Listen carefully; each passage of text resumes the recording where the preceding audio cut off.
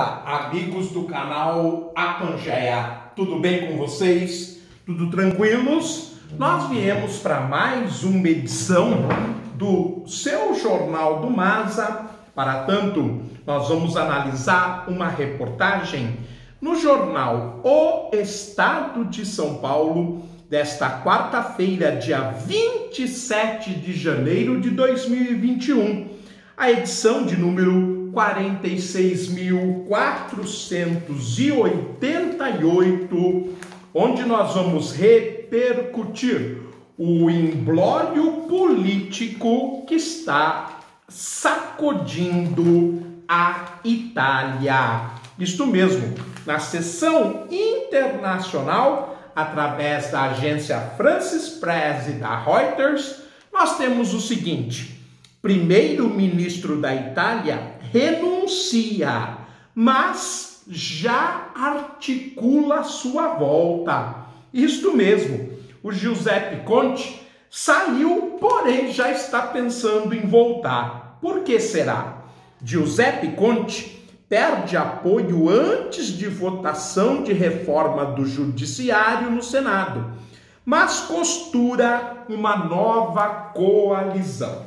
Nós temos uma foto dele adentrando a um recinto com a seguinte legenda: negociação. Conte é favorito a continuar como premier por não haver um nome alternativo. Não há quem se candidate a se tornar primeiro-ministro italiano.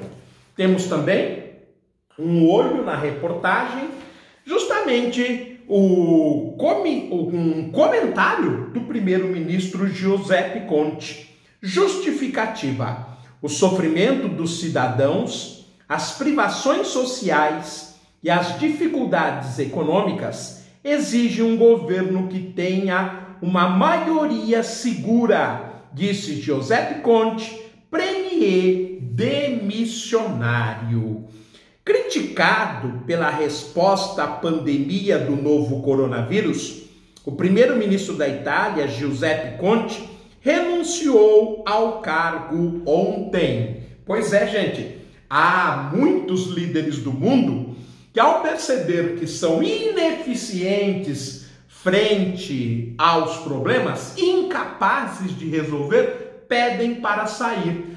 Antes isso acontecesse em todos os lugares do mundo. É bonito quando você se reconhece incompetente para uma tarefa. A saída, que já era esperada, foi confirmada pelo gabinete do presidente Sergio Mattarella, que iniciará um processo de consulta aos líderes partidários para formar um novo governo. Isso acontece no sistema parlamentarista. Normalmente, um sujeito acusado de corrupção, ou quando renuncia, imediatamente o chefe de Estado procura alguém para substituí-lo. E é óbvio que ele vai consultar a sua base partidária. A renúncia Conte já havia sido anunciada por aliados após o premier perder a maioria no Senado na segunda-feira, com a saída do partido Itália Viva da coalizão governista. A sigla do ex-primeiro-ministro Matteo Renzi rompeu por considerar equivocada a abordagem de Conte à pandemia.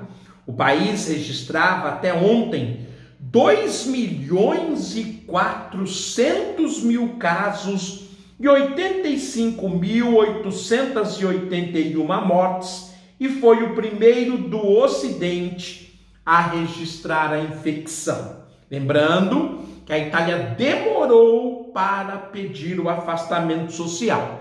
E este número é muito impressionante, já que a Itália é um país que tem quase 60 milhões de habitantes. Com 2.400.000 contaminados, é praticamente 5% da população italiana.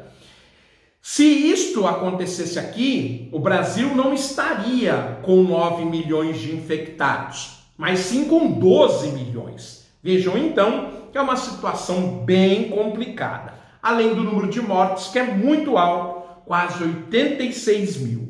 O gabinete do presidente Sérgio Mattarella confirmou que recebeu o pedido de Giuseppe Conte. Aceitou, mas pediu que ele permaneça no cargo até que as negociações sejam encerradas e um novo nome seja anunciado.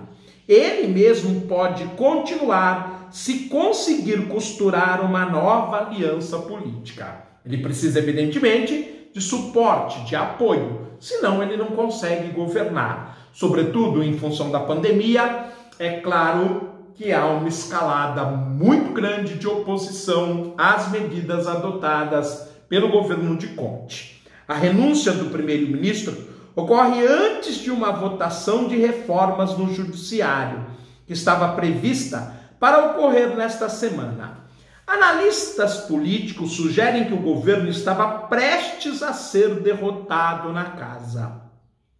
Com o fim do segundo governo, Conte também chega ao final à coalizão formada em setembro de 2019, que uniu o PD, de centro-esquerda, e o movimento 5 Estrelas antissistema. O governo durou 509 dias. No entanto, Giuseppe Conte quer continuar no cargo para um terceiro mandato e espera conquistar o apoio de parlamentares independentes e do centro.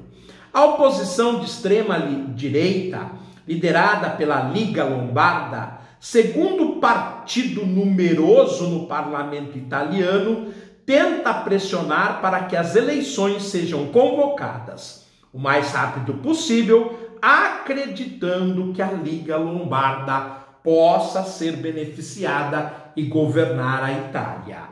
Já o partido Forza Itália, do ex-premier Silvio Berlusconi, ofereceu apoio para a formação de um governo de unidade nacional. A sigla tem 93 deputados, sendo a terceira bancada do parlamento. Camaleão. O primeiro-ministro, um advogado sem experiência política, revelou-se um camaleão, capaz de governar com a direita e com a esquerda.